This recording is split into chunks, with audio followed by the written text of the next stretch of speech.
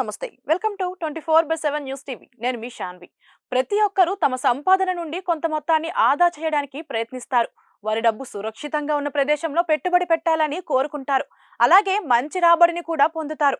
ఇది కాకుండా కొంతమంది తమ వృద్ధాప్యాన్ని దృష్టిలో ఉంచుకొని పెట్టుబడి పెట్టడంతో పాటు పెట్టుబడి నుండి పదవీ విరమణ చేసిన తర్వాత ప్రతి నెల ఒకేసారి మొత్తం లేదా పెన్షన్ పొందే పథకం కోసం చూస్తారు.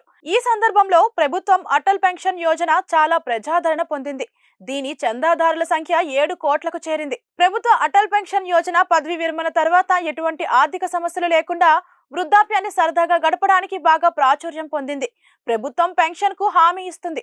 మీరు ప్రతి నెల చిన్న మొత్తాన్ని డిపాజిట్ చేయడం ద్వారా మీ వృద్ధాప్యాన్ని ఆర్థికంగా బలోపేతం చేయవచ్చు. ప్రతిరోజు ఒక కప్పు టీ ధర కంటే తక్కువ పొదుపు చేయడం ద్వారా మీరు ప్రతి నెల 5,000 రూపాయల పెన్షన్ పొందవచ్చు. ప్రభుత్వం అమలు చేస్తున్న అటల్ పెన్షన్ యోజన ద్వారా వృద్ధాప్యాన్ని హాయిగా గడపాలన్న కల నెరవేరుతుంది. ఇందులో 1,000 రూపాయల నుండి 5,000 రూపాయల వరకు పెన్షన్ పొందవచ్చు.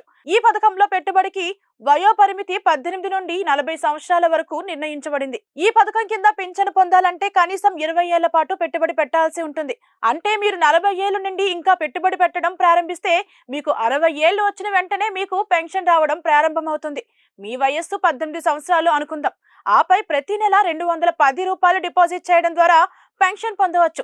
ఈ పథకంలో రోజుకు కేవలం 7 రూపాయలు మాత్రమే. మీరు 60 తర్వాత నెలకు 5,000 రూపాయలు పెన్షన్ పొందవచ్చు. మరోవైపు మీకు 1,000 రూపాయల పెన్షన్ కావాలంటే మీరు ఈ వయస్సులో ప్రతి నెల 42 రూపాయలు మాత్రమే డిపాజిట్ చేయాలి.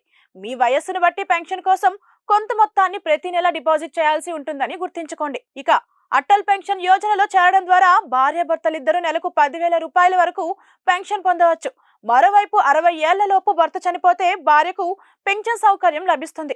భార్యాభర్తలిద్దరూ మరణించినప్పుడు నామినీకి మొత్తం డబ్బు తిరిగి వస్తుంది. ఇందులో మీ ఇన్వెస్ట్ కు 1.5 లక్షల రూపాయల వరకు పన్ను ఆదా చేసుకోవచ్చు.